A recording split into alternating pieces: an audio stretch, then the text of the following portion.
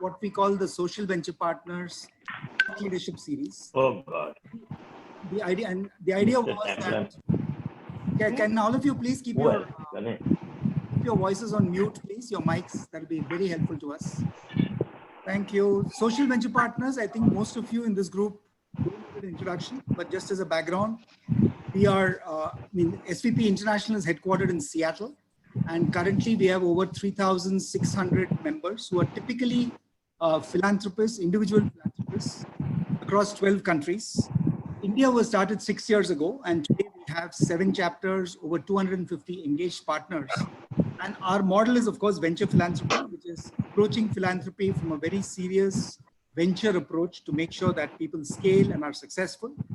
And in that process, in the last, at least in the first 5 years, we worked primarily with individuals, also have a very, very supportive partnership with the Tata Trusts, where we are together targeting the 1 million jobs mission. Our model has always been on sustainable livelihoods, because in India, we said there are so many challenges that we face that let's focus primarily on livelihoods. And I think we've been fairly successful, because out of the 43 odd NGOs or non-profits we've been supporting, I think there's been a creation of over 260,000 sustainable livelihoods. Still a long way to go, 1 million, but we are very happy with that. When the whole COVID problem started and we realized that there was less of proximity and more of social distancing, we said, let's start the Thought Leadership Series. The basic premise of the Thought Leadership Series has been to look at the journey from relief, which most of us are engaged in today, recovery, which is the process we hope will start on Monday in most parts of the country, all the way to resilience, because at the end of the day, it's resilient organizations, both in the corporate sector and, of course, as far as we are concerned, in the social sector that we're aspiring to build. So I think that is really the purpose that we have. And the Thought Leadership Series was kicked off by our global chair, Sophia, who also runs the Giving Pledge of Bill and Melinda Gates Foundation. And we also have, as part of this, we had Arun Maira. Arun, as you know, was a member of the Planning Commission, is an advisor on our board. Today is the second in the series. This Saturday, we are focusing primarily on non-profits. And on the 13th of May, we will talk about leadership, which is I think, essential in all critical times. And that will be led by Meher Padamji and Ajit Rangnekar. So today, just to tee off the topic, as in the last 1 year, we've been successful in also attracting corporates through their social philanthropies to participate in some of SVP activities. Bangalore, we have FlowServe, we have Titan, we have Fiki, who have been very, very supportive. In Pune, we have sorry to interrupt, but I think we need to request everybody to mute. There's too much of background noise. Can I request? I mean, it's not very difficult. All you have to do is hit the mic button and put yourself on mute. It will be a real help to the recording. Mrinal, you can mute everybody else except the...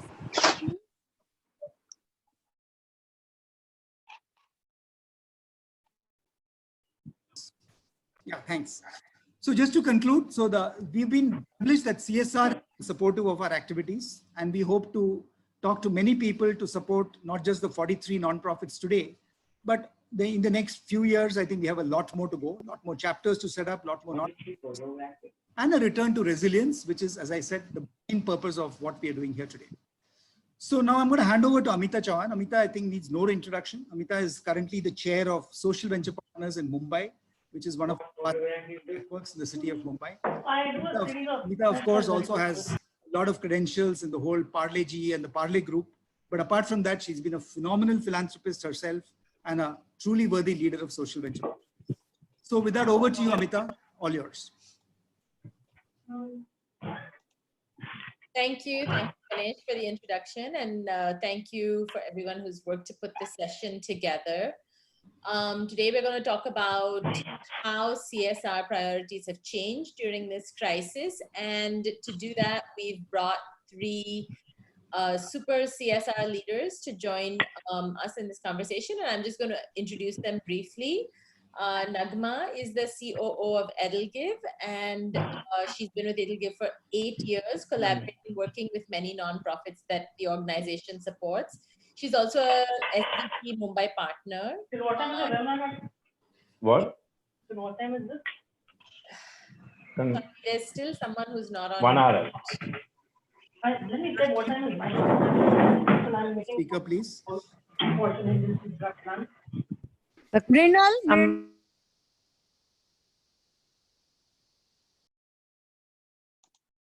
Hi, I think Yeah.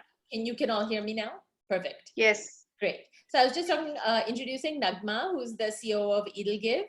Edelgive works with small and medium grassroots nonprofits and works as a conduit between the different entities in the ecosystem. So thank you for joining us, Nagma. Our next panelist is Rachna Iyer from IDFC Bank. Rachna, who's a TIS graduate, has worked at the grassroots level herself and has a wide range of social impact experience, including mentorship and entrepreneurship. IDFC supports quite a few nonprofits that SPP mentors, and their focus is on education, women's empowerment, livelihoods, and sanitation. So thank you, Rachna, for joining us. And the third panelist is Sridhar from Titan, where he heads corporate sustainability. Sridhar is responsible for all the sustainability strategy, and that includes their CSR, climate change, and affirmative action. So thank you, all three of you, for taking the time to be with us today. So I just want to start with the first question. COVID is, of course, a huge challenge world over, but in India, this challenge is compounded by the fact that the majority of our population lives below the poverty line. So right now, everyone, the government, NGOs, CSR, everyone is focused on this very short-term relief of providing food relief and distributing rations, etc. So I just wanted to ask each one of you, Nagma, Rachna, and Sridhar, that how are you guys handling this in terms of your CSR? Are you completely pivoting towards this, or are you looking at it differently? So I'll let Nagma go first. Yeah. Thank you so much, Amita. Thank you everyone for joining us in this conversation. Edelgive has been, like Amita rightly said, very glued on and very connected to the grassroots of the country. We ourselves fund 43 initiatives, but are in touch with many more. And the early signs of crisis and distress started coming, in early March. And we did see some react much faster than the others. It actually blindsided everyone. The people reacted immediately. One of our early respondents, and I must admit that we learned a lot from how they reacted. Koro for us was an eye-opener in how one can go about this in the most structured manner and bringing ration to homes, ensuring food security is addressed. And then within a week's time, we saw such wonderful work crop up. What was really happening is existing NGOs who had been deeply rooted within their communities had adapted to use their networks and their workers to bring ration to the doorstep. Now, this was something that actually my belief is, and anyone can correct me if I'm wrong, it was easier relatively to raise money for it than to manage the logistics of it. Because the lockdown was abrupt, was cruel, and to ensure that distribution happens was a big coup, really. Currently, there are many such initiatives across the country, all very needed because hunger is a real thing. It's still there. There's still a problem of no food and no meals. But simultaneously, what we are seeing is that there are, again, a sizable number of organizations who've begun questioning as to what next and how do we really make this, complement this work with work around entitlements, which is have communities raise their voice and communities access the local government infrastructure to release their rations or to get the access to facilities that they should be getting. What Edelgive did very early is one, reached out to our grassroots such as Koro, and we have grassroots across 15 states, to first say that we will ensure that none of your team members are laid off, because in this crisis we have to ensure that the staff is protected. We don't know how long this goes really, and we can't overpromise ourselves, but we, at least in the short term, we've said that we will secure the NGOs first, the staff first, We will ensure as much as possible, case by case, we go flexible on the program. We release, any kind of blockages or any kind of timelines that are there on immediate reporting. That's what we went. The second thing that we did is we understood what is their outreach. We reached out to the others who are doing good work, and we actively started talking to other funders who were interested in funding this kind of work. And so we have been able to, over the last 3 weeks, enable around 2.5 crores worth of funding from new funders to these grassroots initiatives again, who are catering to communities. With that, I'll pause here and then, I can respond to more questions. Great, thanks, Nagma. That was very interesting. It's very heartening to hear how, CSR like yours has stepped up and ensured the security of the NGO to start with. Sridhar, what would you like to add to Nagma's response in terms of what you guys have been doing? I think, thank you so much. I think the first thing what we have a venture of very obvious and very natural, and as one of the senior ministers in the Modi government put in, I think no one should go hungry. Rightly so. I think a good part of corporates, good part of the NGOs, the last mile NGOs, most people started working on this. But I would probably want to also talk about a little bit, which we also started parallelly working. I think it was almost at the same time, probably a little bit late, that we also realized, and rightly put by someone saying that, I think we should save the lives of people. And from then, I think almost simultaneously, people started working on PPEs, personal protective equipment, whether it is the mask or the visor or whatever it is. So fundamentally, as a corporate, the first thing, we are a part of a Tata group, and let me briefly tell you how we strategize as a large Tata response and a large funding resources and working with them on certain aspects. That's one part.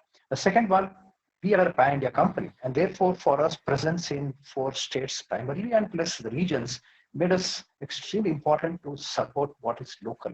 In my view, food safety and distribution of food is an extremely local response to the last mile.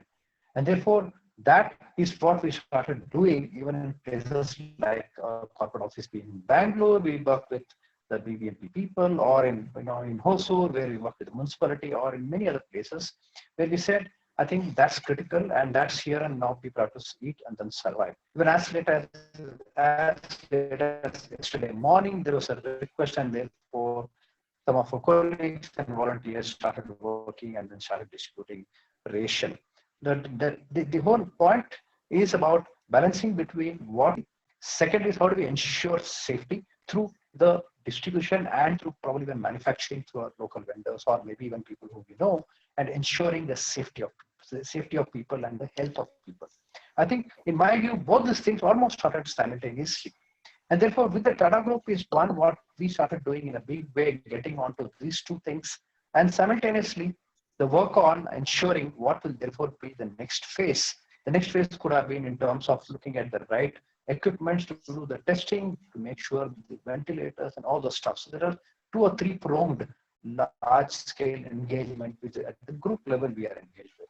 Coming to the company, I think the extreme local engagement, be it a hospital in Hosur or a Krishnagiri or some other place, how we work with them to support in terms of PPEs and others is one side. The second one, to make sure the migrant laborer, all those people who live in the blue tents, or any of those people are not going hungry. I think both these together were extremely important. And the most important point in this is the not just the respect, but the dependability and ensuring all these things can happen not by very large NGOs, but every one of us, whether it's NGOs or corporates or whatever, we have to learn to understand it is a last mile NGO who makes this connect and connect well. And that is the biggest learning we got through this whole program when we did in our respective locations, whether it is on Hosur in Tamil Nadu, where we are present, or whether it is in Sikkim, where our factories are present, or in Uttarakhand, where we are present, or even in Karnataka. So I think that is a very important aspect of balancing between the the food security, making sure nobody goes hungry. And then second, in terms of ensuring the personal protective equipment. It's also important that we realize that we are slowly starting to move away. And therefore today, I can't give a number from being a reaction versus a measured response. I think slowly people are now started looking at a balance between giving everyday food and a ration. Now, I don't know what proportion this is getting into, but I think cooked food versus providing rations, working with the government, these are all very critical, without which this won't succeed. But now that has gone into a significant high proportions. Now, therefore, what the part B of your question, which you probably I noted down, is what therefore happens to companies' strategy or a CSR strategy.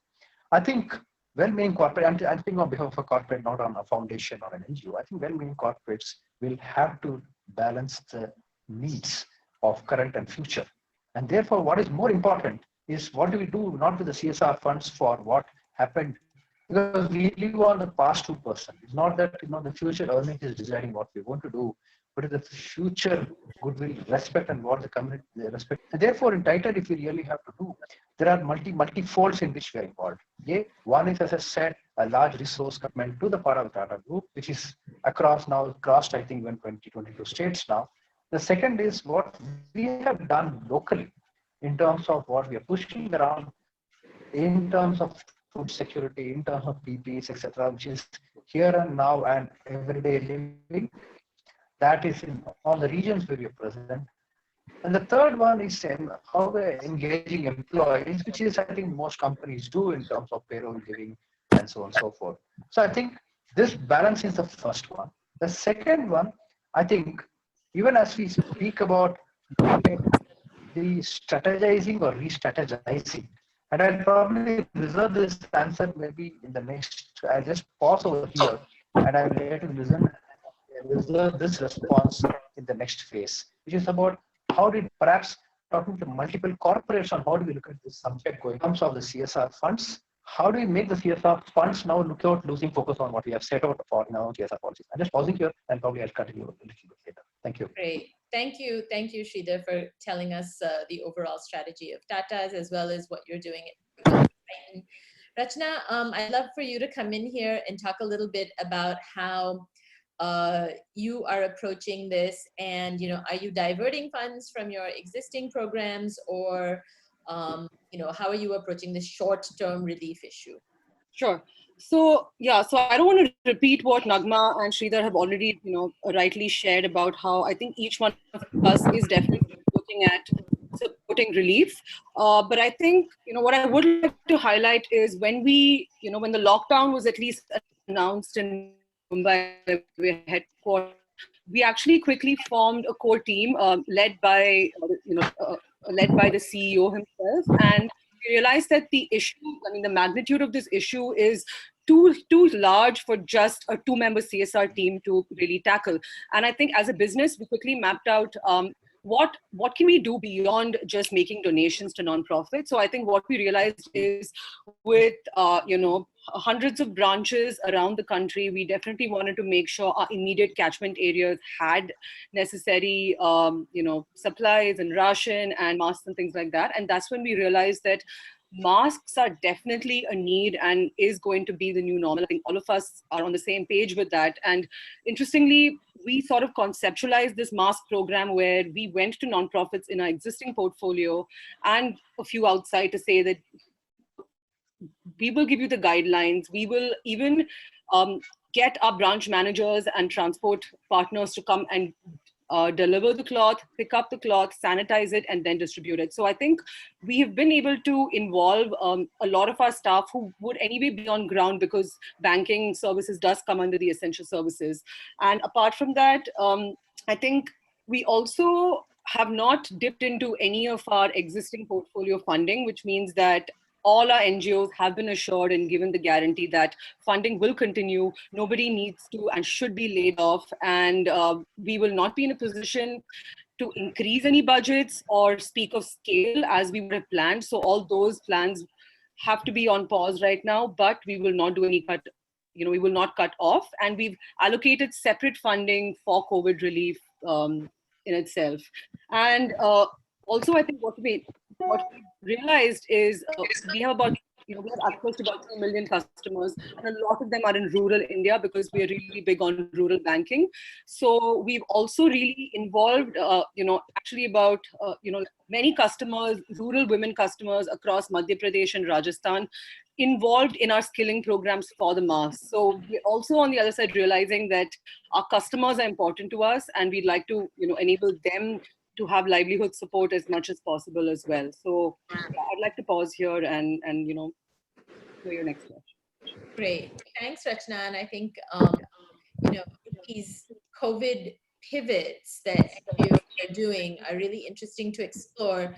And so actually, I'm just going to ask you a follow-up question, which is that given that NGOs themselves are so busy dealing with the crisis on the ground right now, do you think that there's a role for CSR to play to A, help them think of what these pivots are, and B, also the other thing that I think is that the government is going to introduce a number of schemes. Is there some role again for CSR to play to help guide NGOs as to what are the most likely things they're eligible to fall within and take advantage of what benefits the government, is and is going to continue to offer? Because I feel like the NGO management themselves are so caught up in the moment and, firefighting. Is this a good time for them to do that? So I'd like you to respond, and then I'd like to hear from Nagma after that. Sure. So yeah, to answer your first question about pivots and really going back to the drawing board about how do we not lose sight of our theory of change and the end game, which is the impact that we've, that we're all trying to create over the next few years. How do we not lose sight of that? But how do we really accept that, yes, life is changing, life has changed. So I think we've definitely initiated conversations. Some of the, like an example is Pune City Connect, who is one of the NGOs that we fund. Ruchi and Ganesh and the entire team, we were so pleasantly surprised to see that they have a lot of things figured out. They're already quickly prototyping solutions to take, their work digital, which is great. But I think a few of the smaller NGOs that we fund really, we're really co-creating and thinking through their strategy. And I think CSR thought leaders should definitely take the time out to not expect NGOs to just have all the answers. We've had some really interesting conversations in areas that are the most vulnerable, such as disability and mental health. And, because children with disabilities, people with disabilities are are very vulnerable in this, because things will not be the same. I think special education centers, because of the health issues anyway that exist with children with disabilities, will not be able to open even once the lockdown ends. So we're actually realizing that the nature of our support is becoming more strategic, and we're also going to have to allocate funding to make this transition into digital access to services for our end beneficiaries. So those conversations have been really helpful. And I think apart from that, just giving them the assurance that, it's okay for things to change. Our indicators are going to change. It's okay for for this quarter to really not think of, don't worry your fund, because we do milestone-based funding. So to just think that, okay, for the next 3-4 months, let's just change the indicators to something that's more relevant to what we're going through now, and not just keep focusing on the big number game, and really looking at, given COVID, and the realities now, how can we co-create some of those plans for the immediate future? And for your second question about these schemes, so yeah, I think for that we're realizing, at least for one, we have partnered with a nonprofit that has Haq Darshak on board for access to schemes for end beneficiaries. We are also in Bombay in touch with the BMC because we work with them closely. And interestingly, they are coming to corporates like us to say, we want health and we need funding to support health insurance for frontline workers and doctors who are coming, directly in contact with patients. Can you do this? So I think having those conversations open with the government to see what is their immediate requirements, where can we come together, and if we can't fund it, let's form an alliance with 2-3 corporates, because the amount of funding sometimes we're speaking about is huge, too huge for an organization at least of our size to be able to fund completely. So keeping those corporate egos aside to say that it's like we cannot really think of competition and all of that point. All of us have to be in touch and communicate and collaborate. Great. Yeah. Over to Nagma. So much, Nagma. Thank you. Please Thank add you. to that. Yeah, so I will admit that Sorry, Nagma, we can't hear you. Nagma, you're on mute. No. Now we can. Now you're Yes. Thank you. Go ahead. Thank you. Thank you. So I must confess that things, as far as I can see them, are not as clear as we would like. And we've had that discussion within Edelgive that we have to have our eye on the big game, but we have to manage this phase. But I feel as much as some things we have to also accept. One is none of us really know how this is going to turn out. Two, like you rightly said, Amita, that the NGOs who are working, who are really managing the outreach to communities are incredibly stressed, and they are completely fatigued, and they're working on very scanty resources with continuous health hazard and almost danger to life. So I confess that we are actually finding it embarrassing to talk about strategy at this point. We are actually talking about what does it take to navigate the next week, next month. Really, what strategy discussion we're having to do is within our own team. How do we manage these stakeholders? What kind of support should we offer to our NGOs, where we comfort them that we are around, but we are also very, very cognizant that there is no overpromise. For example, like I said, we would definitely be completely averse to any kind of laying off or salary cuts for our workers and the workers in the NGOs. You don't know how long this goes. And when we are talking, and we are not the only funder in this universe for them. So we are also having to represent a sector. The fact is that this is a resource crunch time. The fact is this is a bad economy time. So how do we all optimize and rationalize? So I feel the first thing is to be a bit honest about one's vulnerability also, where we all accept that we are all working a bit in the fuzzy environment, but we're there for each other. That's why it's important to evangelize the cause that the NGO is making and spread the word as much as possible outside. CSR strengths can come in ensuring that one, their work is broadcasted. Second is, can we find the linkages with the governments, which is where, like Rachna rightly mentioned, Hak Darshak kind of models are put to use. We've got a bunch of those NGOs that are constantly actually working on the rights piece of empowerment with any group. So how do we take information that they're already hosting and circulate it amongst the groups? How do we take best practices from NGO, a particular NGO, and evangelize it with the others? For example, there is an NGO in Calcutta, and they've actually, for all the youth that has been laid off, they've formed a core group called the Youth Pressure Group. The mandate of the Youth Pressure Group is to just ensure that everyone with ration cards or without ration cards gets ration from PDS systems. And ever since we've heard it, it's such a simple solution, but it's so innovative to be in the worst possible mental state and then think about putting one's youth to use. That we've been saying it everywhere. We've been trying to put it on IDR and all of that. Similarly, another NGO wants to is incorporating something called a grain bank. So as corporates, one, we can operate out of trust. We can evangelize their model everywhere. We can invest our limited budgets into ensuring government schemes are available, how to ensure that they access it. And we do this with a lot of respect. I think these things we have to have as the anchor points for all our work as we move into a future that is really uncertain. We cannot guarantee anything because there's no guarantee for us. So I think what will work the long road is trust and open conversations about what can and what cannot happen every few weeks.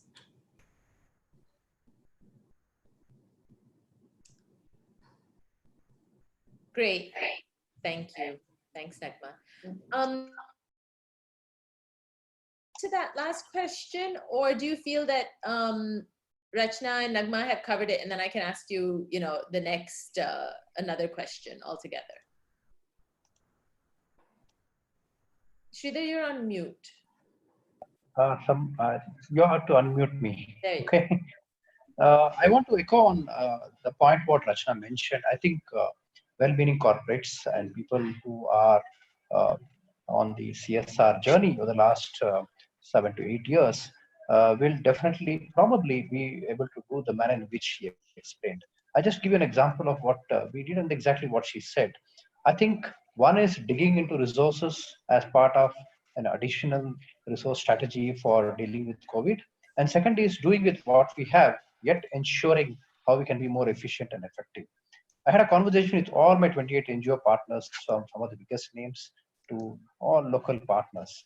I think what message, what we are trying to give it to them is, I think we are all here in it together.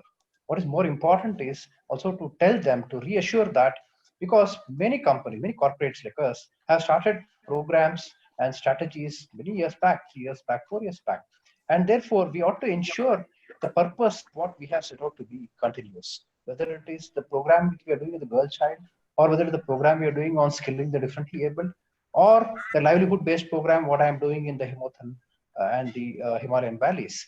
I think it's extremely important to ensure and reassure that this continue without any hindrance or change. But what is the difference? The difference is they are also in this together with us.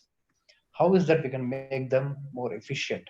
How is then we can work with them to ensure that they start thinking business like and not business. When I say business like, I think innovation in the manner in which they start impacting and doing and delivering their programs.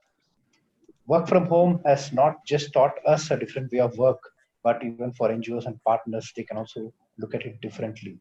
And therefore, when we had this conversation, I think at least 7 or 8 of the partners came back and then gave some wonderful ideas on how their life and the manner in which they start thinking business like and not business. And I think that is extremely important to ensure that we are Sridhar? Sridhar, we are not able to hear you. I think Sridhar may I have think, yeah, dropped the call. no, I think he's dropped off the call. Oh, okay. Anyway, I'm sure he'll join back in. In the meantime, please feel free to add your questions in the chat bar, and I will ask them on your behalf. Okay, so one of the questions we have just now is that there obviously are lacks of migrant laborers going back to their villages. Will CSR be playing a role in helping these migrants develop new livelihoods in their villages? Do you think that that's a place? And I think I'll ask that to Rachna, because they do have such a strong rural presence that I think maybe she may have some thoughts on that. So Rachna, if you could go ahead, please. I think Mrinal, you'll have to unmute Rachna.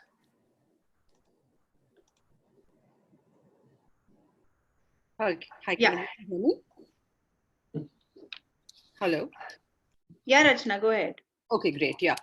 So I think, what the work we are doing is we've been working with people in rural areas who have been living there for a while. At this point, the only program that we are working on for migrant laborers who are moving back is immediate relief to give them cash transfers, and in the long term, really look at how they can, either upskill themselves or do something else based on the, how the economy is progressing, to be able to still be relevant. Whether they want to continue living in cities or go back is something that, I don't think we should decide. But I think if they do want to go back to villages, wherever they're from, I definitely think that there will be lesser of an impact there. At least given the nature of farming or agriculture. Right now, we aren't really able to continue our dairy farming program as well because of the lockdown.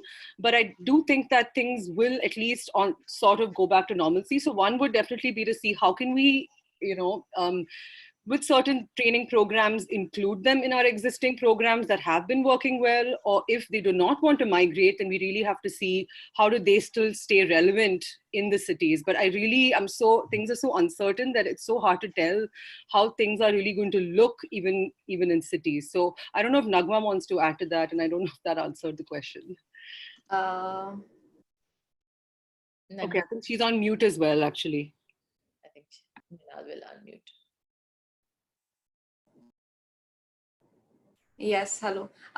Yes, I'd like to add. So this has been a topic of discussion for a while now, and I will actually refer to my very good friend Anshu of Goonj, most of you, Anshu Gupta of Goonj, who's actually been talking about this for a while, and now the only has thought way ahead in terms of what do we do to ensure respectful livelihoods to the people who have been so disrespectfully really sent back home or have left for home. Primarily, I do believe, like Rachna is also suggesting, that everyone, whether it's a poor or a rich or an educated or an uneducated, should have the right to choose where they want to work out from. So if one wants to work in the city, then one must have the facility to do it, and one must be able to do it in their place of livelihood, in their place of home as well. How do we make it respectful is the question. We will have to ensure that for that, CSR money will have to start focusing on rural livelihoods as well. You see, a couple of years ago, when we had ventured into livelihood, like Edelgive was always into livelihoods as urban livelihoods, skilling, employability. And it took the 2014-15 Marathwada drought for us to actually get a little shocked into action, where we realized that in spite of India being known as an agrarian economy, we do not even think of a farmer when we're thinking of employment of any kind or a livelihood of any kind as far as CSR is concerned. So we moved our entire portfolio to rural livelihoods addressed by the presence or absence of water and what water does. And that is actually showing us how the presence or the control on water, making sure that community embraces it, is able to change the landscape of the rural infrastructure in terms of respectful earnings, people living happily in their areas, and also communities taking charge of their resources. Works well for the climate, works well for resilience, and works well for respectful occupation by the community. So we are great supporters of the thought that CSR will have to move beyond only location of operation, and we will have to look at India as, what is the need of this country, given that most of its population is not only rural, it is also marginalized, it is also below poverty line. So looking at solutions from their lens, I think a lot of questions start getting answered when one does that. Great, thanks, Nagma. There's another question. I think this is something that's been on everybody's mind. It's kind of a general question. I think it's really good to ask. PM Cares. It's obviously kind of captured a large amount of CSR money, of retail donations, of HNI donations, etc. So how do you see that impacting the overall pool that's available for NGOs who are, not focused on COVID relief? Because, outside of COVID relief, there is an entire universe that absolutely continue to exist. So what's your take on PM Cares? And I think Sridhar's rejoined, so I'll let you answer first, Nagma, and then we'll go over to Sridhar and get his views on PM Cares as well. Yeah. In the most non-controversial way, I'd like to say that they have the best fundraiser in the country, and so there's no chance. There's no chance of competition there, and it's not even a continuous tense. Amita, we all know it has already impacted within a week of the fund beginning. It has impacted the sector in terms of not only the immediate funding that it has been able to attract, but also the funding that could have come for the rehabilitation and the restructuring of a lot of communities that are currently under huge distress. So I come from a point where we have to work on what we can control. I think what we can control is our own response. Yes, there is a large chunk of money that's now going to be available to us depending on what it chooses to serve. which still is in the making. I don't think any of us heard what the fund is going to do, and we are hoping that it will address a critical need that comes in the future. But in the absence of that money, again, I feel that the CSR, we will have to operate, in all honesty, with our NGOs. We will have to factor in that there is less budget in the short and the medium term at least, because not only of the PM care, but the very stressed out economy that is there. And so how do we operate?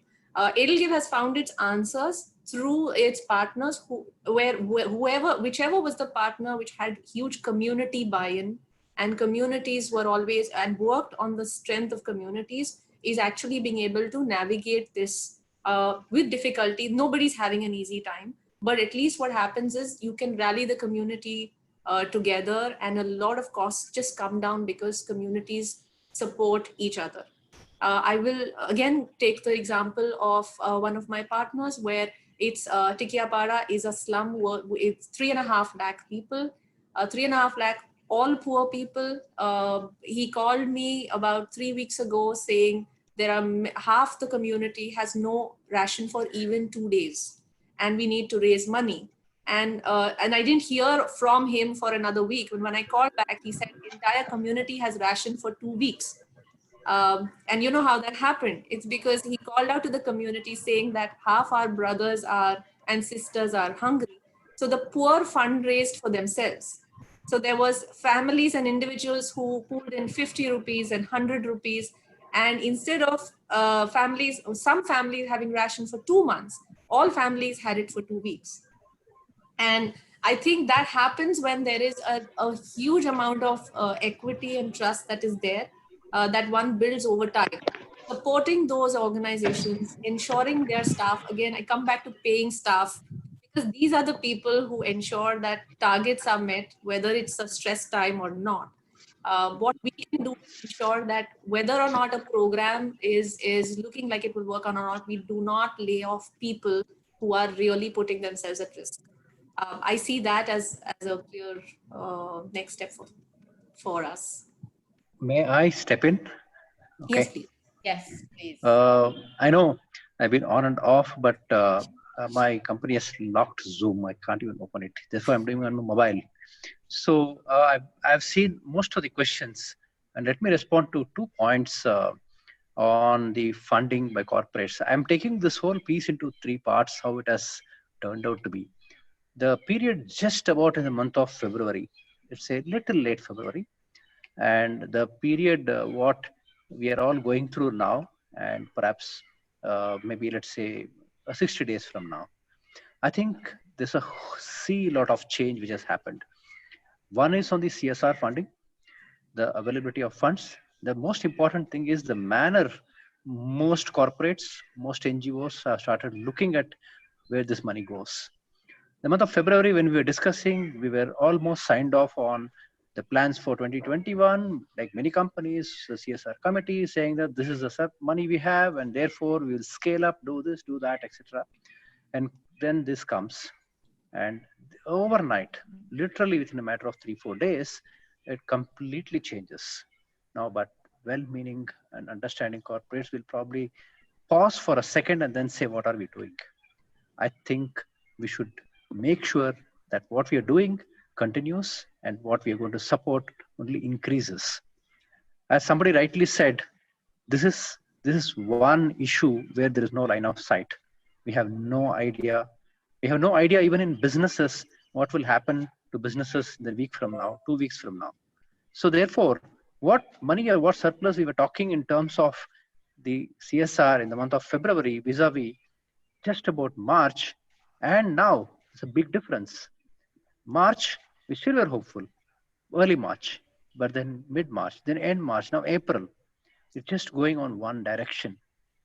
So therefore, I think the strategy of company, and therefore what Rachna rightly pointed out, is something which we should encourage more and more corporates, and all of us, like-minded corporates, can come and then put this together to say, look, it's extremely important to protect the core.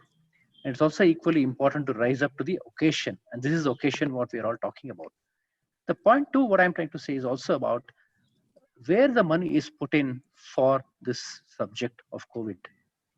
I've seen quite a few people asking about this PM cares.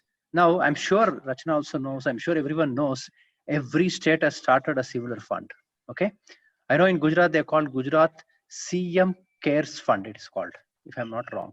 So therefore, no, this is to probably slightly move it away from talking about beating the CSR, which CSR says you can't put money into CM fund, but they have called it as a separate fund called CM Cares Fund. Same thing in Tamil Nadu. It's called Tamil Nadu CMF, CM Care Fund. So this is to beat that 2% thing and then say that CSR money can be accepted. Otherwise, in the normal circumstance, I can't put money there.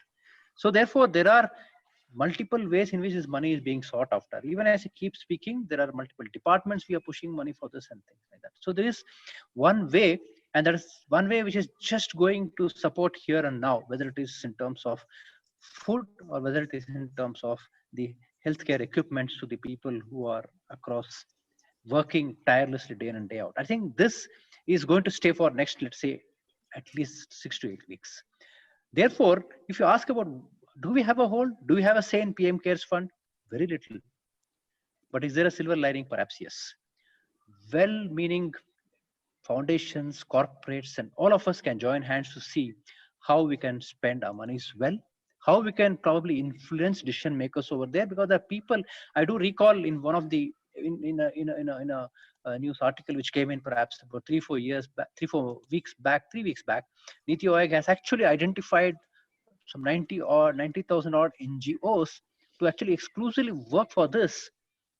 I'm not too sure how many of them are we all working with, or how many of them actually are already we are trying to get this going on with them. Maybe there will be many more who are working on this, maybe 100 times more than that. But I'm just saying this is one mechanism which perhaps was one point which triggered off at that point. The last point I want to make here, I think it's very important for us to look at the next segment. And I had some 2-3 thoughts of sharing what do we therefore do going forward. We keep everyone telling who's keep on approaching us. One is everybody is believing that they have to work and make sure that today's issue is sorted out, the food security. Rightly so, they're the last mile people we should do. We should also encourage them not to go away from their core. Because tomorrow, it's tomorrow. A month from now, 2 months from now, they will all come back and then say, now I need to run my organization. People have already started. How do we therefore go back? CSR, corporate money, etc. We would have probably got into multiple dimensions. And when we go back to this, these are the multiple thousands of NGOs who probably will struggle. I have some 3-4 suggestions for this. One of the suggestions is, which I was trying to talk to my own partners. I say, why can't large NGOs adopt 2 or 3 small? What is the CSR for large NGOs? While they keep doing, when they partner with us to involve, let's say, the girl child education or even the skilling, can we look at large NGOs? Let's say in my company, we have 28 NGOs. There are 10, 12 of them are large ones. Can I say all the large one of you adopt 1 or 2 small NGOs, not in my ecosystem, but outside your ecosystem? That is your CSR. I think it can multiply. The second one, I think an area which perhaps corporates, and I would say with corporates, have not tapped very well. Can we have a consortium of foundations, 6, 7 of them, big ones, and try to create a product for the small time NGOs? Who are those tier 4 type of NGOs who are probably will going to struggle, will probably fall by the wayside as we go along? That's the second one. The third one, I think, in fact, I was just having a conversation with a multinational CSR colleague of mine. He was saying this is a wonderful idea we can start in Bangalore right away. The third one, many of the small NGOs, many of them are dependent on one-time funds, are also dependent on philanthropists, large philanthropists, individual philanthropists. Is there something we can create around that? I think there is a silver lining. If we apply our mind very differently from the way we are today, we can probably find solutions definitely for the long term. COVID is here to stay for some more time. I think there are only 3 subjects in COVID, making people healthy and stay alive, and making sure they have their food, making sure they're safe, and making sure the most important thing and what SVP stands for, the biggest problem we should converse in one of the leaders' conversation is the crores of people who are going to be jobless, which is going to cause a big social unrest if we don't converse on that shortly. I think that is something which we should probably also look at it while we keep speaking on these subjects through whichever route we have to take. So I just pause here. There are some conversations on this CM cares and CM cares, and all of us care. So therefore, we are in it together. Sorry, I'm just pausing here. Thanks. Thanks, Sridhar. And actually, you had some great suggestions there. The point about the large NGOs kind of adopting and, looking after one or two or three smaller ones, I thought was really interesting. And that brought a larger question that's been in my mind, which is that, right now it seems that everybody's trying to do so much at so many different levels, right? So people are working in PPE, people are working in rations, people are continuing with their own work, etc. But how do we ensure that there is the correct amount of collaboration? I mean, at the best of times, we're kind of unable to collaborate within this sector. And so in this chaotic time, I'm just wondering, do we have a chance at all of trying to avoid duplication of effort and ensuring that all beneficiaries get equal treatment versus, some areas being looked after by many, some areas completely being neglected. So I just thought that would be an interesting thing to talk about, collaboration during this crisis. Rachna, do you have anything that you want to bring up there? Yeah. So I think, this is also just taking on from the point that the previous speaker said about, I think that Nagma said about, let's focus on what we can control. So I think until now, anyway, if we look at the CSR ecosystem, all of us are doing things in isolation. Sometimes there's collaboration, but most times there isn't. But also, like, if we ask ourselves, who in the country, which corporate is funding how much in which area and for what cause? And within COVID, for what exactly is the money going to? None of us have answers, right? And I think that's because there is nobody aggregating this data, right? Aggregating this data and showing it on a map to say, okay, in Mumbai, these many NGOs are working, this is the corporate funding that's going, and this is what it's trickling down to the last mile. So I know this is a big ask, but I think if we can start small and start, even if we form a core group of corporates that constantly, somebody can, put that to help corporates.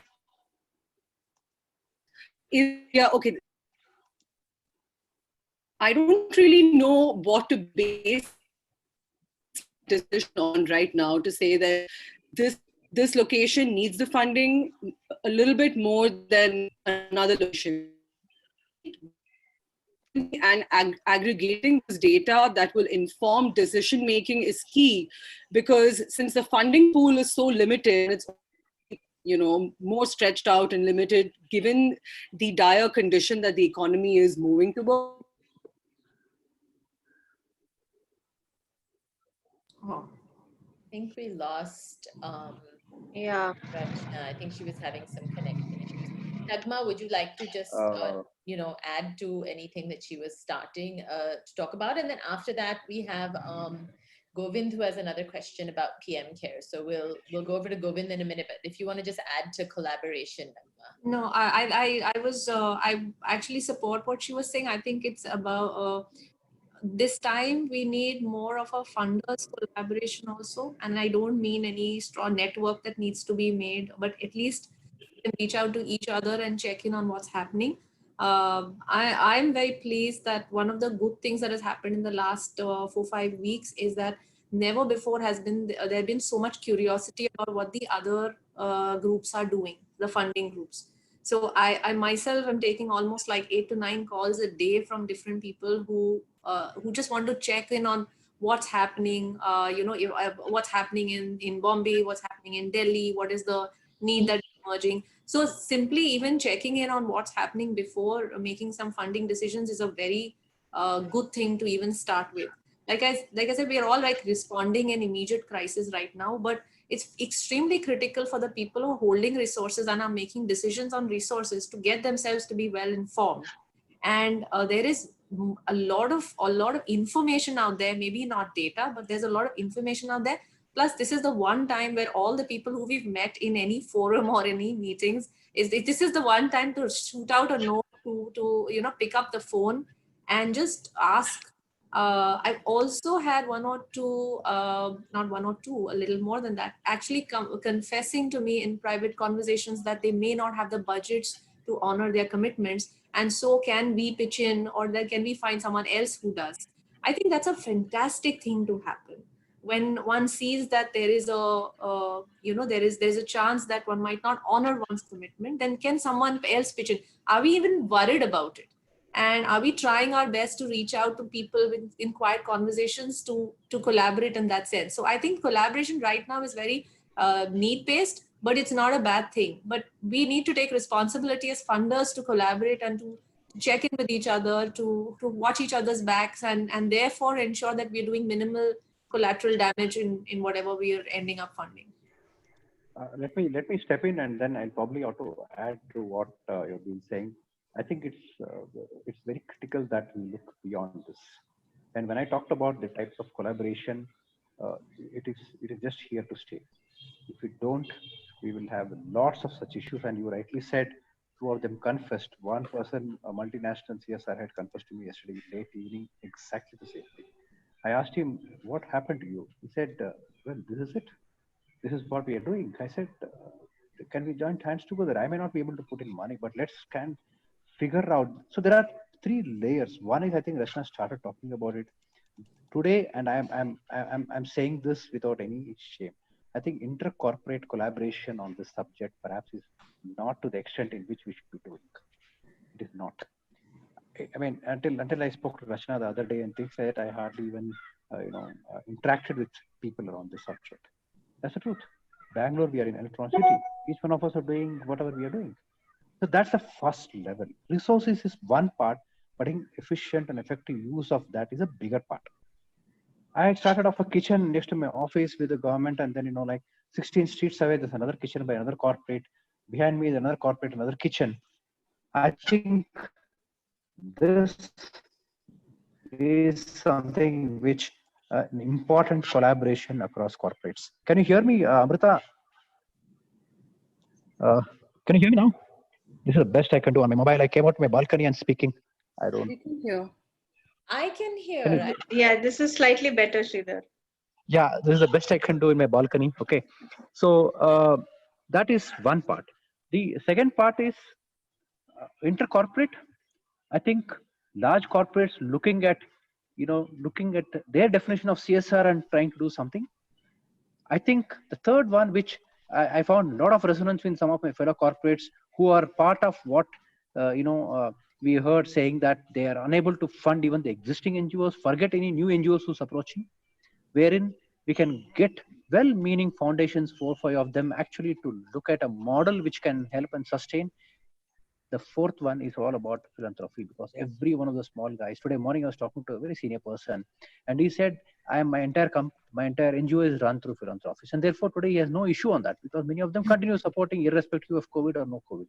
So I think we should keep looking at 8 weeks from now what's going to happen, because for today we're all doing what is today's requirement, whether it is food security, whether it is safety security, or maybe organizations which have gone on to look at testing kits and ventilators and things like that. I think we should converse on make that happen, and I think in one at least, if not all spaces, SVP can play a significant role.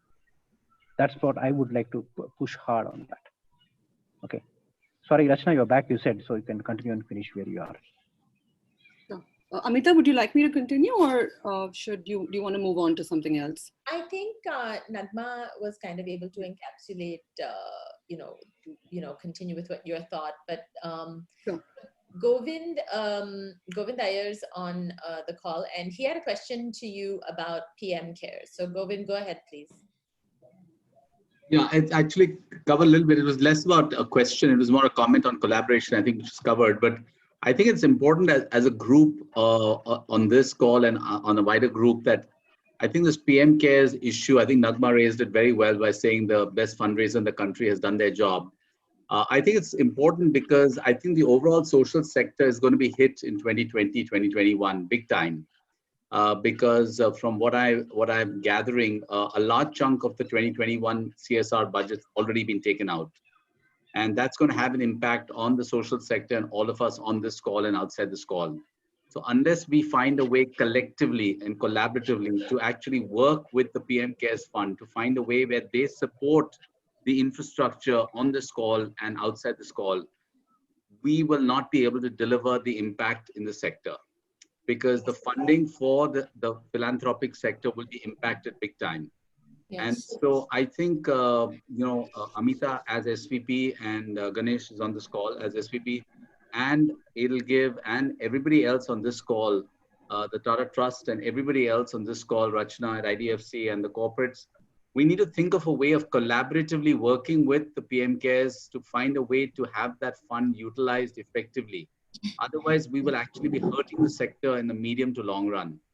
So I don't know how to do it, but I think there has to be a way of a neutral body going back to the government and finding a way to do it. And I don't know the answer, but I think we need to find a way to do it and not sit as bystanders. Correct. Yes. No, you're completely right, Govind. And right now we're all eagerly waiting to hear from them on what is the mandate of this fund, because we're all, I think everyone is worried about the same thing that you've just articulated. Plus the CSR, the way it's calculated, the outflows are calculated, it's going to hit us actually in the next 2 years, the numbers are going to anyways dip massively given the profits that have, the way economy has closed the year end with March. So we're going to see the next year and the year after as very low outflows from CSR anyways. So we're all eagerly waiting to hear on what is the mandate, and I hope that you suggested we're able to figure out how to negotiate and collaborate with the powers that be. Yeah, and I think that, I actually really worry for the most smaller NGOs that don't have their great branding and marketing, happening on ground so well, because I'm also noticing, and I think, we discussed this in the call preceding this conversation, and we realized that we really need to also bring those voices out. So if there is a, platform or a neutral body that is able to scan innovations that are working well, that are cost effective, and work with and really bring those smaller organizations whose voices are going to get lost in all of this, because a lot of fundraising campaign, I don't want to take names, but platforms are doing fundraising campaigns, and they've raised so much funding, and corporates, because they want to respond, they're giving a lot of money. So I think that it's quite scary actually, and we should also just have our eye on the smaller organizations and come together and amplify those. Yeah. I just want to put a very, very small but very important point, as we brought about this critical aspect of the availability of funds. Certainly for this year, it's going to be less with corporates because of this 2% being much lesser compared to earlier years. But the more important point is the changes which has been proposed in the Companies Act, which has just come in, and CII has just forwarded its 40-page comments on that. One of the changes which is proposed is going to be an important aspect. I want to bring it, which talks about, which there is a lot of corporates, and this is more a personal statement, where they talked about, you can invest and money from the CSR into projects where 25% of people can be part of your employees, not more than 25%. This has come up. Now, what will happen? How will companies look at this? Therefore, will there be something within the company or an ecosystem which company will start looking at it? Certainly in this year, if it comes to impact, the chances are very high. And therefore, the point what we brought about small NGOs going to suffer is going to get compounded by this. This is the first of this amendment which has been proposed among many other things. So therefore, what is likely to happen is, like, in these times of stress, the company, the ecosystem will all probably the multiple ways in which the CSR will be seen as by many corporates. Good corporates will certainly not even worry about it. But this is an amendment which is here and now sitting in all of us, in front of every one of us. There are many other amendments which has come in, unspent money, all those things. They're given clearances saying that, if you're giving more money to COVID, you can offset it against further years, compounds the problem much more, because not just this year, even the next year and the next year, we won't have money. Therefore, I think, in my view, collaboration and co-creation to get maybe 3 or 4, I can lead come up those things with my networks, is something starting now. COVID is there. Next 8 weeks we'll continue feeding people. There'll be monies. it will go on. But I think what we should deliberate and look at leadership of tomorrow. 10 weeks from now, what is it we'll start off in 1st of August is what is going to determine by the outcome of what we're talking today. Thank you. Thank you, Sridhar. You know, I've been reading the chat bar, and I'm just going to kind of roll up a few different questions into one, which is that, first of all, there are a number of very, very young and bright and dynamic social entrepreneurs, and again, young NGOs who have started in the last year or two who are not doing anything related to health, you know, a variety of different kind of initiatives. There are, our second, you know, biggest economy in India is the craft sector. And with this crisis, all market linkages are broken. They no longer have exhibitions. They no longer, you know, exports, orders, everything has come to a dramatic grinding halt. And so how would you, what kind of advice would you give, you know, someone who's running an organization like this? Would you tell them to stay the course? Or would you tell them to try and find some kind of COVID-related pivot that could get them access to funds that are out there right now? I mean, temporarily kind of think of a different way of operating, and then once we see normalization, and we don't know when that's going to happen, like Nagma said earlier, that we really, there is so much uncertainty. Do we know if, you know, craft will pick up after 12 months or 18 months with disposable incomes for even, you know, the 1% of population coming down, right? Everyone's thinking a little more carefully about how they're spending their money. And typically a lot of the items that craftspeople make are not essentials, but they fall within our discretionary purchasing. So, you know, there will be a reduced demand, even if they were able to get to market, who would be buying it? So I just want to get your sense of, you know, what kind of advice would you give someone who's part of a crafts cooperative, or someone who's doing a project that literally has absolutely nothing to do with COVID and they don't see a very clear pivot in that? So who wants to take this question first?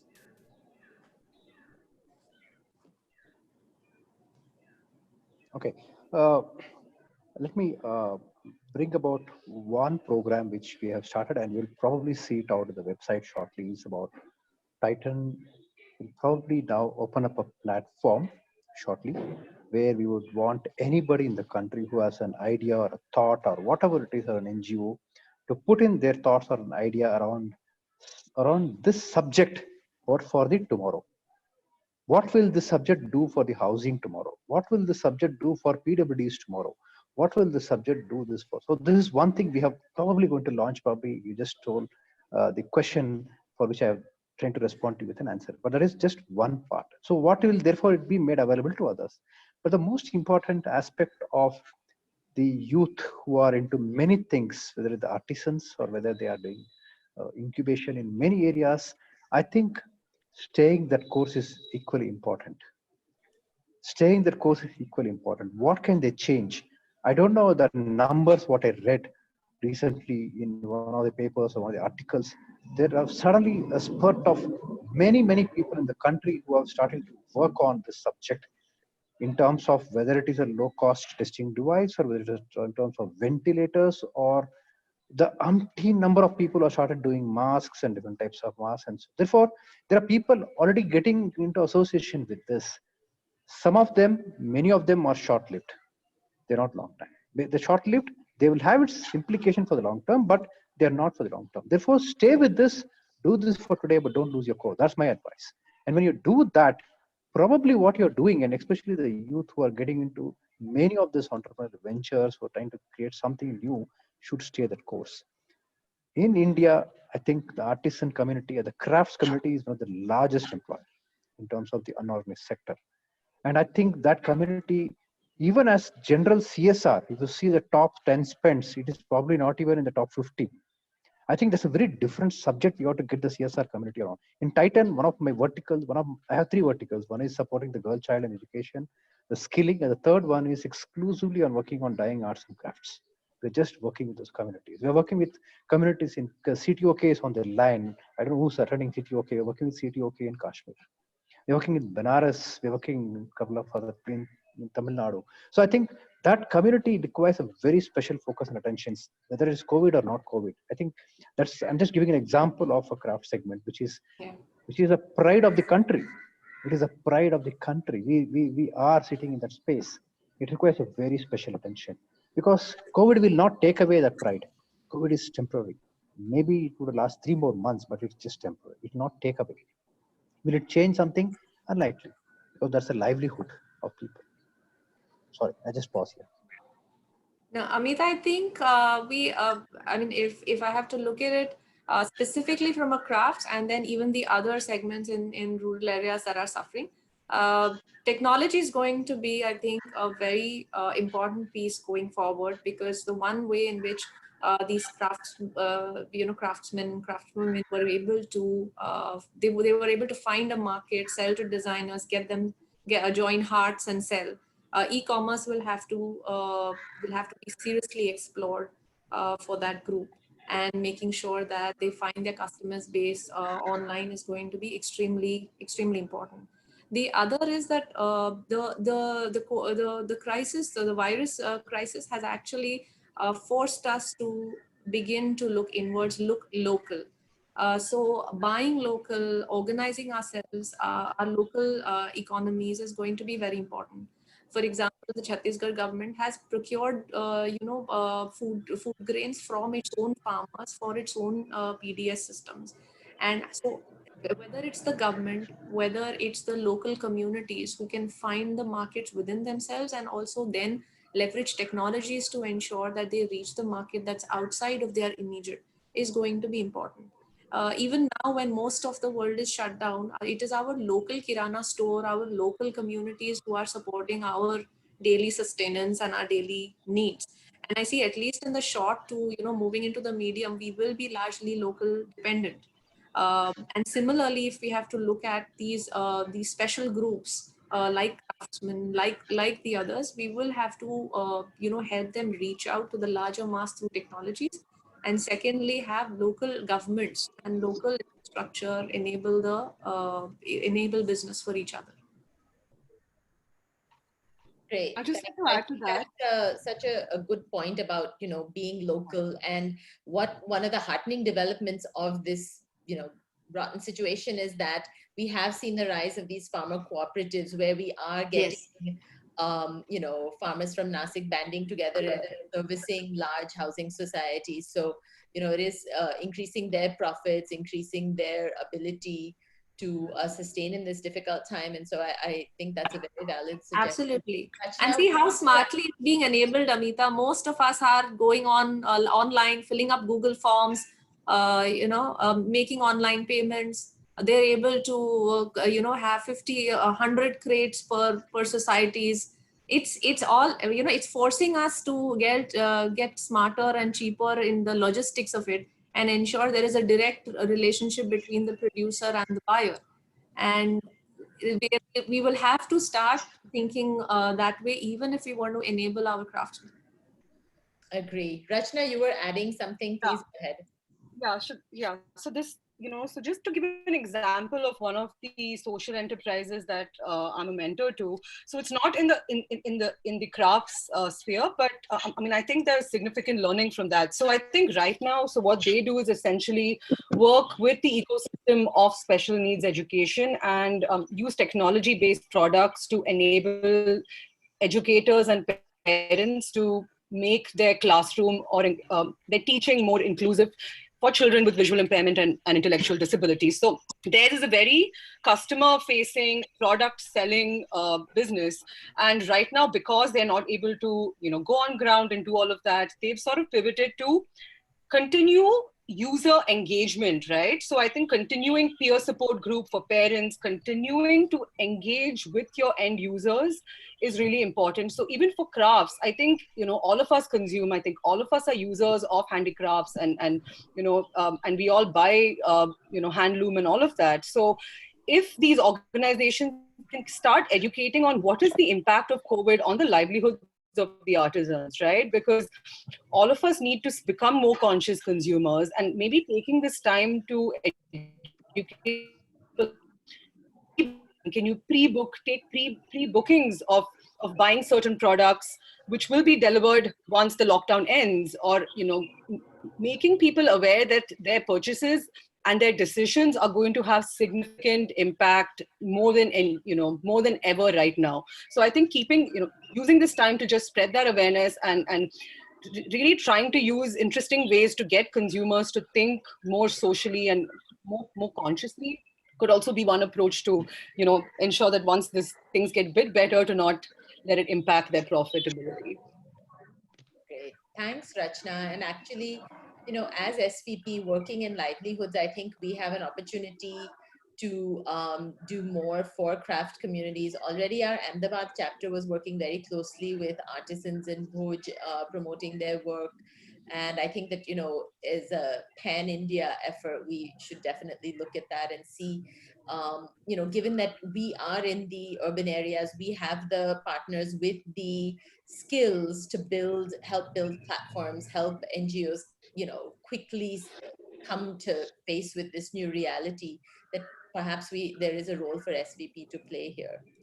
Okay, I have a question from Meher Padamji, who's the former chapter chair of our Pune chapter and also a well-known philanthropist, very involved in education, especially with Akanksha and Teach for India. So Meher's question is, what advice would you give to CSR that has been predominantly focusing on education for the underprivileged? Should one divert to COVID and let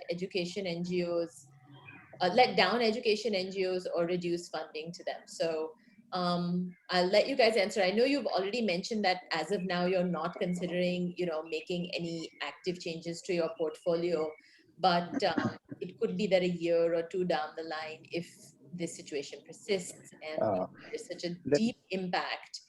Sridhar, I'll let you go. I think you have something you want to add here. One of my large investments in my own portfolio is about education and the girl child education. We are working with two large well-known partners. So what in these times we are telling the partner? I think this is the time not to let down your core. You have to continue with the education, the work what you do. But this is the time to come up with newer models of pushing your education in a different way. I think technology is going to play a big role. Can this be the time for you to actually adopt technology and create something different in the same space, yet not letting down education, but also looking at COVID? That's going to give you answers. If we don't think differently now, and that's what one of the partners has actually come back and then said, I can probably shave off about 20-22% in the way I'm actually looking at my resource this year and use that for my own local COVID work. I said, great, by all means do that. So I think these times we should help partners to think differently, come up with newer solutions. Otherwise, we will continue doing what we've been doing over the last many years. NGOs will continue doing the same thing over the last many years. And therefore, this is an example in the very education space. We are not moving on. We have 39,000 girls. I said to my partners, every of the 39,000 girls will continue the next class and the next class and the next class. It doesn't matter to me whether the government said all of them will pass 1 to 8. They all passed. That doesn't matter to me. They will go on and on and on. And there is where I think the manner in which they took business like and start looking at solutions and not the way they've been doing all along earlier is a very tough thing to do. And that is where all of us in SVP or industries and others can bring in different thinking. I think this is going to make a way see difference in the manner in which education today, all of us know in the entire country, digital education, online education grudgingly is getting accepted. All of us know the technology is breaching the manner in which conversations, communications, studies, exams, interviews is going to change the way we live. How does it change the way NGOs will start working?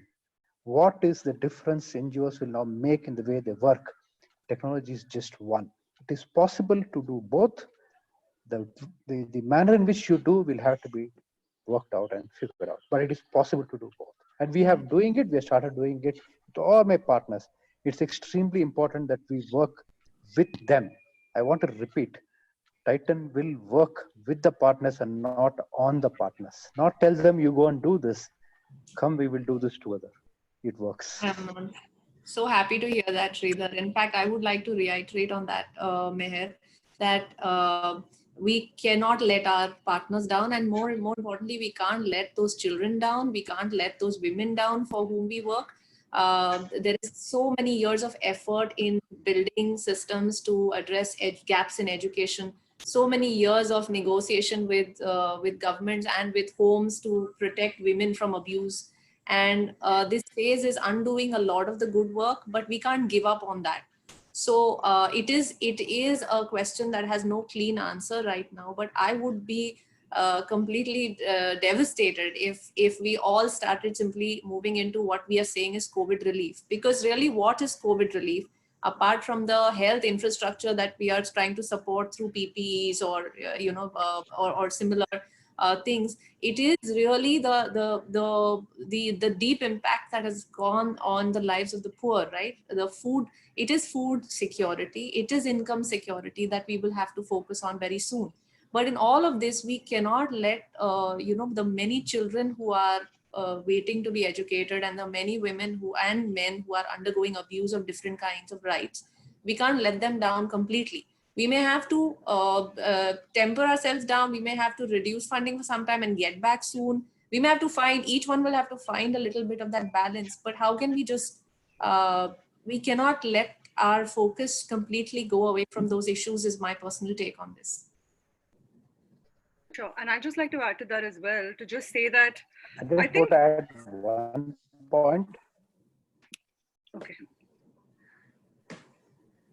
So Sridhar, do you want to finish that? And then No, go ahead, please. I'll add after you, in case there's something. Okay, thank you. Yes, go ahead. So one thing is that I think within education itself, I think that this is a good time for us to also think about who is the most vulnerable even within a sector, right? Because education is not a homogeneous group. So I think if this, I think this whole pandemic also gives us the opportunity to think through within a particular group, who are the subgroups that are most affected that we may have not looked at funding or supporting in the past few years, but we can now. So for education, I would say inclusion, especially for disability, is important. And in health, can we start looking at mental health? So I think if as funders, we can broaden our scope of just saying, educating the girl child, but who's the girl child? Which girl child is most impacted? I think at least for us, at least at the bank, we're starting to think through these. I mean, even in education, children of sex workers or children or the trans community, the queer community, I think a lot of intersectionalities have started to show up. They always existed, but I think this is, a good time to also start broadening our scope on who are the most vulnerable groups that we can support. Thank you. Yeah, Sridhar, would you like to? Sridhar, did you want to? No, I think. No, I think you covered well. I think the only point we all should be very careful about when we start looking at or re-looking at who's the community and who's the segment. I think this is more a personal comment. I think if we start looking at migrant laborers as a community in itself, probably, I don't know, are we actually trying to create a problem which is probably was insofar CSR or companies never looked at migrant laborers and push as a community in which we have to do CSR. Now this is starting to emerge as a big challenge for the country.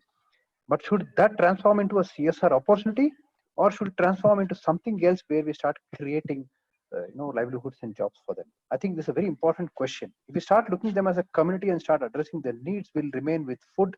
Maybe we'll push them a little bit on economic survival, but we'll not do anything about that. So if this becomes a part of a CSR problem, then we have a problem. I stand to be challenged on this, because today we are all addressing the food needs. It is here and now and today. We don't even know where that community will exist tomorrow. It just go off. That community does not have a quintessential existence in one place. It is across the country. I think we should realize this, and therefore if we start creating a community around that, then we'll start, as it is, we have enough and more. I think Rachna beautifully brought out some of the segment which not people converse on that. We have enough and more communities to deal with, and we create one more community. I think it's going to be very, very challenging. Thanks, Sridhar. There's a question about the platforms being used to raise funds right now and raising large sums of money. So, I mean, we spoke about PM Cares earlier, and now there are other platforms like Give India, etc. So I think, I mean, I'll speak a little bit on this, and then I'll ask Nagma to also jump in. They're being set up as COVID relief funds, but I think that as time goes on, and if some of the things that we think are working in favor of India not being as severely impacted as other countries, and that in fact health becomes less of a concern, and the concern shifts towards livelihood, towards disruption in income, towards disruption in education, then I think a lot of NGOs will be eligible to apply for grants from those funds. Because if we are not spending the entirety of it on, ventilators and PPE, etc., then obviously there'll be, a good quantum left over. And I think that money will be disbursed equitably to especially organizations that are helping skill up people who are, what Sridhar just referred to, migrant workers returning back. And so I know while there is an apprehension around the fact that it seems that a few players are garnering all of this money, but I think that they also will have that ability to disperse it, in a good way going forward. And Nagma, do you think that will also be the case? I mean, how do you see that playing out? Because, now they have obviously more money than they need to cover the short-term needs. So where do you think that money is going in the long term? Yes. So I have two kinds of concerns about the current scenario. One is when we say COVID relief, what are we really speaking of? We've assumed COVID relief is distribution of ration and food supply, and maybe some other sundries, but largely that. But COVID relief should be all fallouts of what this virus has done to communities, right? If we really broaden the scope of that work, which we've not even started to really address because the immediate is so horrible.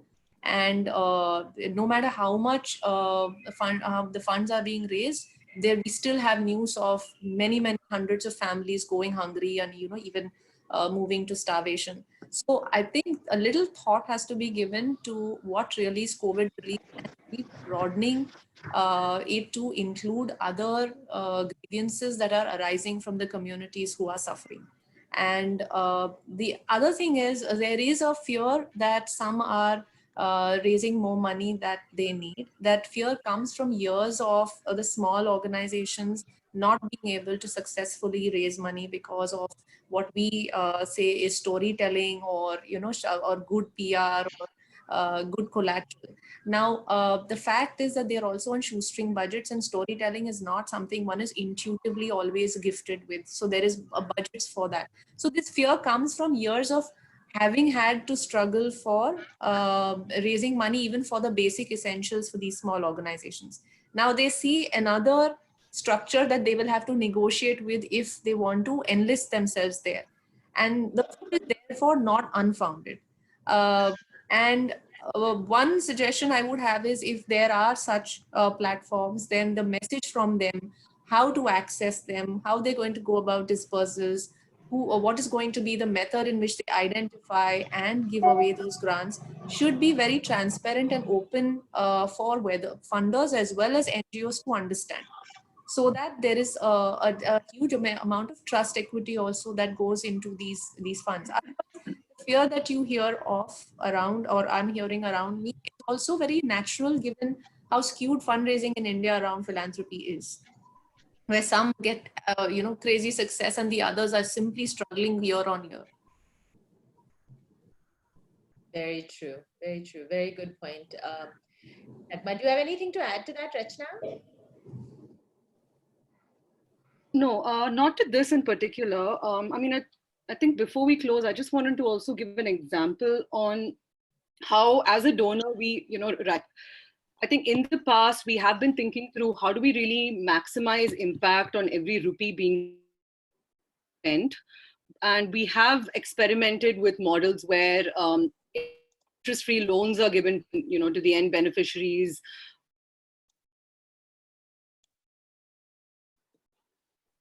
To increase agency and to also for us as a donor to realize that if I'm spending, a certain amount of money right now, how can that have a ripple effect and it be like a revolving fund to support more and more people? So we've had great success in doing that in the past. We've had a 95% recovery rate. And I think both donors and nonprofits have to be open to thinking through, because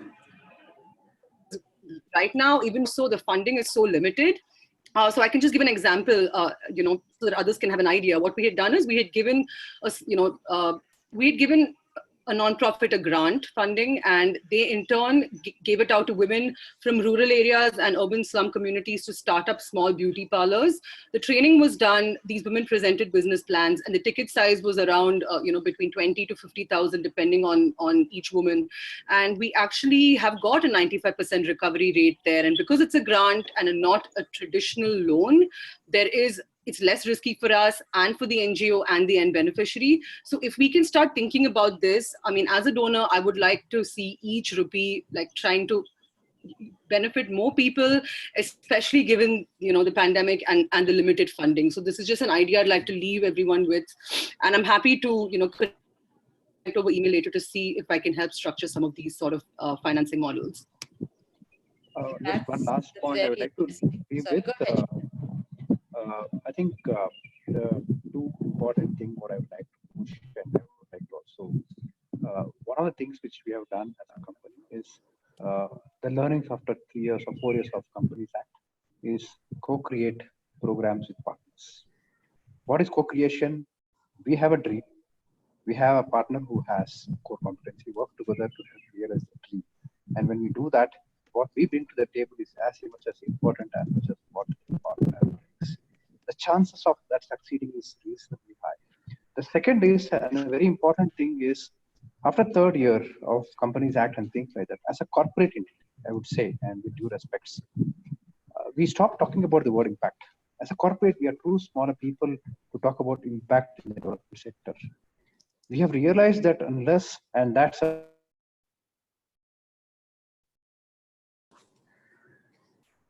Sridhar, you're not audible. I think he's hit mute.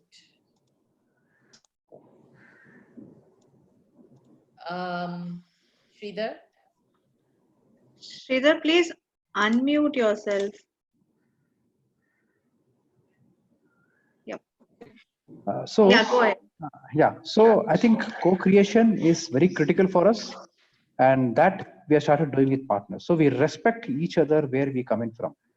Okay, so that's a very important dimension which we started, and I think the more and more corporates start doing this with partners, NGOs, and foundations alike, the chance of succeeding is very high. And the point what I also wanted to close with was saying, I think we are too smaller people to talk about impact. It takes years to make any discernible change in the community. And we said, we will not talk the word impact anymore unless we are staying with somebody or some program or something till it starts creating that difference. Then maybe we have some right to say we have created a difference. I think impact is too far away. That's what we've learned. Therefore, what change, what discernible change we wish to do is something which we are constantly trying to push and making sure that's going to happen. And I would like to leave two words. I think co-creation is critical. Collaboration more than coordination. Coordination we do, but I think collaboration across all the 4 segments, what I started talking in the beginning, is something which I think we should take away and start working on it.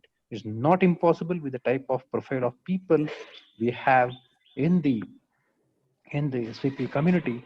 It's certainly possible to actually push this lever going forward. 8 weeks from now, I think this is where we should probably be working on.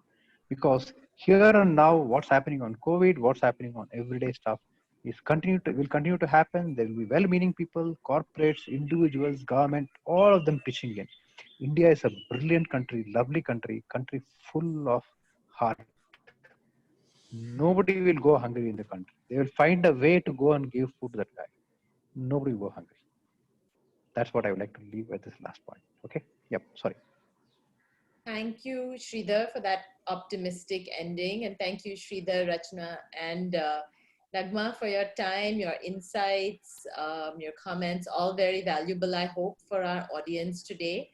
I just wanted you all to know that the transcript and the recording of this call will be put up on our website. So in case you want to share it with any colleagues, or if there's anything you want to go back to, you can visit our website and check it out. Again, thank you all for taking part, for all your comments on the side, for all your questions. I hope we were able to cover a lot of ground in this session, and we look forward to having you be part of our future thought leadership sessions at SVP. Thank you all. Have a good afternoon. Thank you. Thank you so much.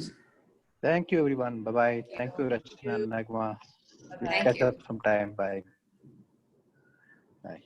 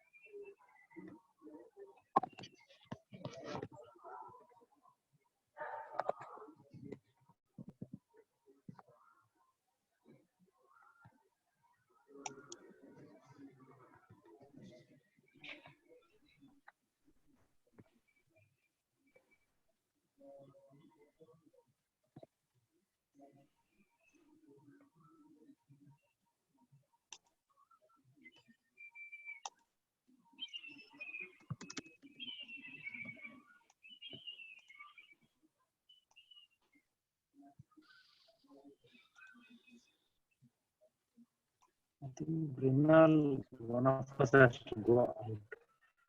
If you go out, I'll go out. I don't know how to get out of this meeting.